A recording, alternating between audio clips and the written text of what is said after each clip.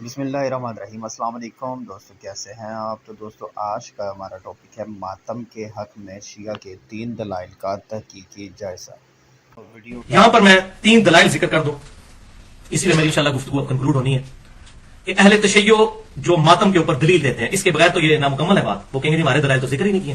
تو جب تک اس کا ذکر نہ کیا جائے، اور آپ حیران ہوں گے کہ کس طریقے سے دھوکہ بازی دی جاتی ہے علماء کی طرف سے، عوام بیچاری معصوم ہے اس معاملے میں۔ پہلی دلیل دیتے ہیں جناب قرآن پاک سے ماتم کی۔ آپ حیران ہوں گے قرآن میں ماتم کہاں سے آ گیا؟ یہ دیکھ سنیں آپ، سورہ الذاریات آیت نمبر 29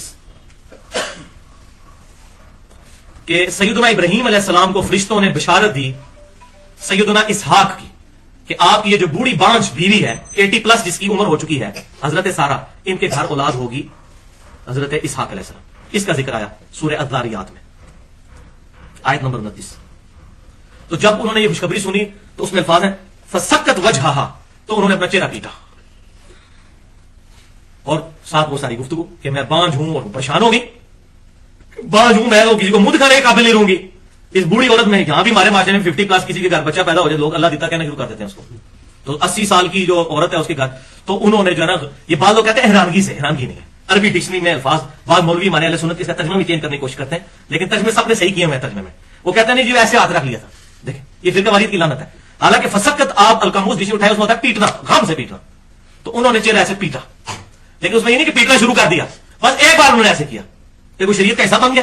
یہ ان کا ذاتی عمل ہے، کسی پیغمبر کا بھی عمل نہیں، کہ پیغمبر کی بیوی کا عمل ہے، صحیح بھی ہو سکتا ہے غلط بھی ہو سکتا ہے، اس کو دین کے طور پر اڈاپٹ کیا گیا۔ اس وقت ان کی حالت ہوئی حفاظت غم میں کسی بندے کے ساتھ ہو گئے، بعد میں کئی ایک معاملہ صحابہ کے ساتھ بھی ہوئے، وقتی طور پر ان کی زبان سے کلمات نکل گئے، بعد میں جب توجہ دلائی گئی، اور پھر توجہ یہاں بھی اگلی آیت نہیں پڑھتے، فرشتوں نے کہا کہ یہ آپ جو کچھ کر رہی ہیں اللہ تبارک و تعالیٰ کی طرف سے یہ بشارت ہے، ٹینشن لینے کی ضرورت نہیں ہے۔ بس یہ اتنا سارا واقعہ، وہ کہتے ہیں پیٹا، فسکت وجہہا، تو چہرہ پیٹا، یہ نہیں پیٹنا شروع کر دیا، بس ایک بار انہوں نے ایسے کیا، تو یہ کوئی شریعت کا حصہ نہیں بن جاتا۔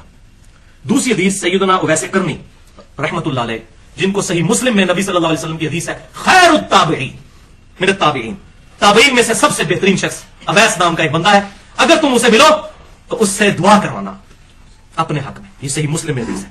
اویس کرنی تابعی تھے، اپنی والدہ کی خدمت کی وجہ سے حضور کی خدمت میں حاضر نہیں ہو سکے، اس وقت حالانکہ زندہ تھے لیکن آ نہیں سکے، اس لیے تابعی ہیں، صحابی ہیں۔ تو اویس کرنی کے بارے میں یہ بڑا مشہور کیا انہوں نے کہ جی جب ان کو خبر ملی کہ نبی صلی اللہ علیہ وسلم کے دانت مبارک غزوہ احد میں شہید ہوئے ہیں، تو انہوں نے اپنے ایک ایک کر کے دانت توڑ دیے، کہ پتہ نہیں اے نکلے ایسی، کہ پتہ نہیں اے، تو کر کے پوری بدی سی انہوں نے باہر نکال دی۔ یہ بھائیو یہ واقعہ کسی بھی اہل سنت یا اہل تشیع کے ہاں کتاب میں سند کے ساتھ تو پہلے دکھائیں، یہ بے سند چند صوفیوں نے یہ واقعہ لکھا ہے، اور صوفیوں میں جو اہل علم ہے جیسے علی بن عثمان اجویری ہیں، عالم تھے، کشف المحجوب میں ویسے کرنے کے باب بند ہے، سب سے پہلے یہ واقعہ لانا چاہیے تھا، انہوں نے ذکر تک نہیں کیا اس واقعے کا۔ وہ پتا ان کو بھی تھا یہ سنا کے سننے والی بات ہے، نہیں کیا انہوں نے ذکر ویسے کرنی میں۔ یہ والا واقعہ یہ بالکل بے سند سنا کے سننے والا واقعہ ہے، پڑھ پڑھا کے نہیں، یہ سب جھوٹا واقعہ ہے۔ سیدنا ویسے کرنی رحمۃ اللہ علیہ تابعی ہیں، ہم مانتے ہیں، اور یہ وہی تابعی ہیں جو جنگ صفین میں مولا علی رضی اللہ تعالیٰ عنہ کی طرف سے حضرت معاویہ رضی اللہ تعالیٰ عنہ کے خلاف لڑتے ہوئے شہید ہوئے۔ حضرت علی کے پکے حامی تھے، حضرت علی کے ماننے والے تھے، جنگ صفین میں ان کی شہادت ہوئی۔ ہم مانتے ہیں ویسے کرنی کو، بہت نیک آدمی تھے، لیکن یہ واقعہ ان سے ثابت نہیں۔ لیکن پھر بھی اگر کسی کی تسلی نہ ہو تو آخری تسلی کس سے ہوتی ہے؟ فقی سے، منطق والا جواب، علم الکلام کا، اس کے بغیر تسلی نہیں ہوتی۔ اور وہ فقی یہ ہے کہ بخاری اور مسلم کی متفق علیہ حدیث ہے کہ سہل بن سعد کہتے ہیں، اور سہل بن سعد جو ہے وہ مولا علی کے بڑے ماننے والے تھے، یہ وہی صحابی ہیں جن کے بارے میں بخاری مسلم کی میں نے وہ حدیث بیان کی تھی کہ ان کو ممبر پہ بلا کے کہا گیا کہ علی پر لعنت کرو، مروان کی اولاد نے، بنو امیہ نے۔ بخاری مسلم فضائل علی کا چیپٹر کھولتے ہیں، تو انہوں نے کیا کہا مارا، انہوں نے کہا کہ آپ کہہ دو ابو تراب پہ لعنت، انہوں نے کہا ابو تراب نام پتہ ہی نہیں تمہیں کس نے رکھا ہوا ہے، یہ مولا علی تو بڑا خوش ہوتے تھے اس نام سے۔ پھر انہوں نے پورا واقعہ سنایا ابو تراب، یہ وہ ہیں بڑا محب، اور یہ شروع کے مسلمانوں میں سے ہیں، بدری صحابی ہیں، اس سے پہلے کے یعنی کہ شروع کے جو مسلمان ہیں مکی دور میں، ان میں سے سہل بن سعد، اور یہ الحمدللہ یہ وہی صحابی ہیں جن سے بخاری میں حدیث ہے کہ حضور میں حکم دیتے تھے ہم نماز میں دائیں ہاتھ بائیں زرہ پہ رکھیں ایسے۔ یہ سہل بن سعد وہ صحابی ہیں پکے محب اہل بیت۔ تو بنو امیہ کے دور میں انہوں نے حدیث بیان کی، وہ مجھے سمجھ نہیں آتی تھی کہ یہ ساتھ قسمیں کیوں اٹھاتے ہیں، تو بعد میں پتا چلا نا کہ علی کے فضائل بیان کرنا جو جرم سمجھا جاتا تھا۔ سعد بن سعد بخاری اور مسلم دونوں میں موجود ہے، غزوہ احد کا چیپٹر نکالیں۔ سعد بن سعد کہتے ہیں اللہ کی قسم میں جانتا ہوں کہ رسول اللہ کو جب زخم لگا اور آپ کے دانت شہید ہوئے تو کون تھا جو رسول اللہ کے زخم پر پانی ڈال رہا تھا، اور کون تھا جو حضور کا زخم دھو رہا تھا؟ اللہ کی قسم علی مولا علی جو تھے وہ نبی صلی اللہ علیہ وسلم کا زخم مبارک دھو رہے تھے، اور حضرت فاطمہ اس کو صاف کر رہی تھی اور خون رکتا نہیں تھا، تو حضرت فاطمہ نے ایک چٹائی جلا کر اس کی راکھ اس پہ رکھی تو خون رک گیا۔ مولا علی اور سیدہ فاطمہ، کیونکہ کئی صحابہ اس جنگ میں بھاگ گئے تھے، وہ تو بالکل واضح ہے، صحیح بخاری میں موجود ہے، 12 بندے حضور کے ساتھ رہ گئے تھے۔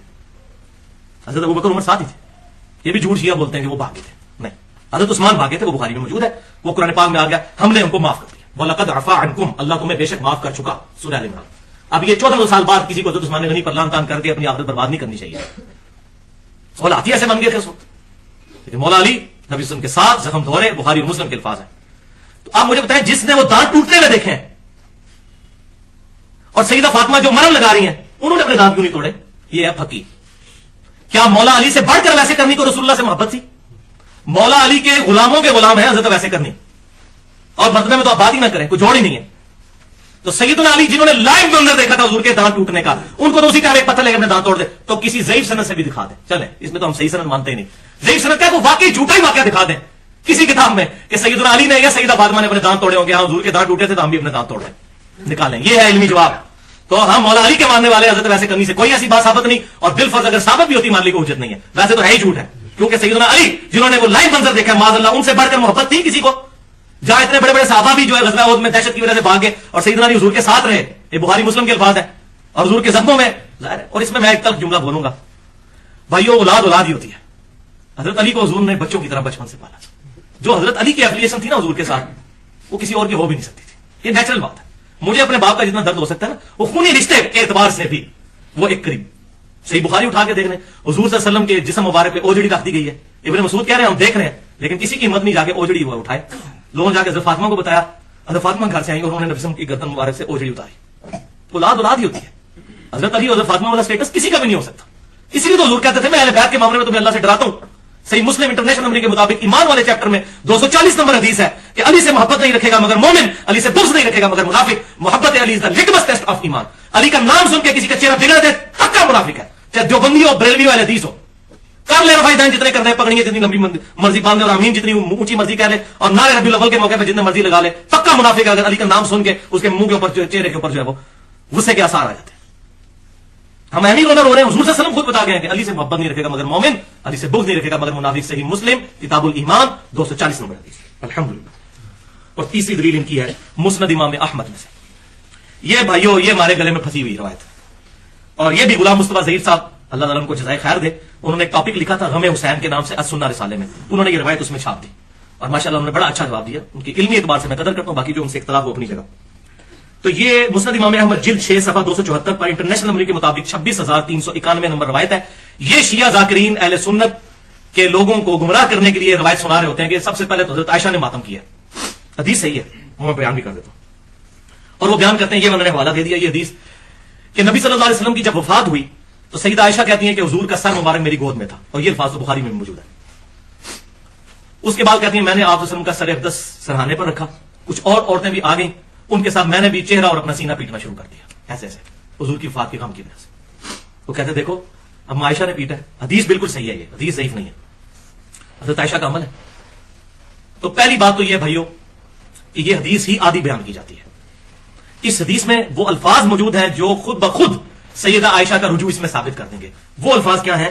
وہ کہتی ہیں میری ناسمجھی اور کم عمری کا ببال تھا کہ جو یہ میں نے کیا. میری ناسمجھی اور کم عمری, عمر تو 18 سال ہی تھی نا, تو جس بات میں قابو, چھوٹے بچے ہوتے ہیں جیسے, جس بات میں قابو نہیں تھا, تو ان کا میری ناسمجھی تھی. ورنہ تو کہتی ہیں کہ میری ناسمجھی مطلب یہ میں نے بڑا اچھا کام کیا. تو یہ روایت نہیں بتاتے. یہاں بھی ہماری اکیڈمی میں بھی کچھ ایک شیعہ ذاکر آئے تھے آج سے 2 سال پہلے, تو روایت میں نے کہا بالکل ہے, لیکن تمہارے مولویوں نے بھی جس طرح ہمارے مولوی میں آدھی حدیثیں سناتے ہیں تمہاروں کو بھی آدھی سنائی ہوئی ہے. یہ پوری روایت پڑھو, مسند امام احمد ہمارے پاس پڑی ہوئی ہے کہ میری ناسمجھی تھی اور میری کم عمری تھی جس سے یہ کام مجھ سے سرزد ہو گیا. تو یہ تو رجوع ثابت ہو رہا ہے اس میں, یہ تو ہماری دلیل ہے. لہذا اگر کوئی بندہ جذبات سے مغلوب ہو کر اس طرح کے کام کر لیتا ہے, ہم اس کو بدتی نہیں کہتے, حضرت عائشہ کو ہم کوئی بدتی نہیں کہتے, لیکن خدا کے لیے پہلے ڈکلیئر کریں, اپنی عوام کو بتائیں ممبروں سے کہ اگر کوئی ناسمجھی میں کرے گا اور بیوقوفی میں تو تب یہ ٹھیک ہے, ادروائز جو عقل مند ہے تو یہ کام نہ کرے, یہ کام حرام ہے, اور حدیثیں ان کو وہ سنائے جو ماتم کے خلاف ہے. ہاں تو وہی کرے نا, تاکہ جو پڑھا لکھا بندہ ہے اس کو تو گیم سمجھ آئے کہ یہ کم عمری اور ناسمجھی کا نتیجہ یہ ہوگا, تو وہ تو کم از کم اس طرح کی حرکتوں سے بچ جائے. اور دوسرا جو ہے وہ جواب یہ ہے کہ سیدہ عائشہ رضی اللہ تعالی عنہا کا یہ جو عمل ہے اس رجوع کے بعد میں نہیں سمجھتا کہ اس کو ایز اے حجت پیش کرنا چاہیے. اور میں اس میں یہ بھی کہنے کی ضرورت نہیں کرتا کہ حضرت عائشہ کی یہ ذاتی رائے ہے, کیونکہ میں سیلفی نہیں ہوں, میں سلفی ہوں. حضرت عائشہ ہمارے لیے بہت محترم ہے الحمدللہ, لیکن حدیث کے مقابلے میں بات ٹکرائے گی تو ہم چھوڑ دیں گے, لیکن جب ٹکرائے گی, جہاں نہیں ٹکرائے گی نہیں چھوڑیں گے, لیکن الحمدللہ یہاں پر ان کا رجوع بھی ثابت ہے. دوستوں ویڈیو کو لائک اور سبسکرائب کرنا مت بھولیے گا. ملتے ہیں نئی ویڈیو کے ساتھ, تب تک اللہ حافظ.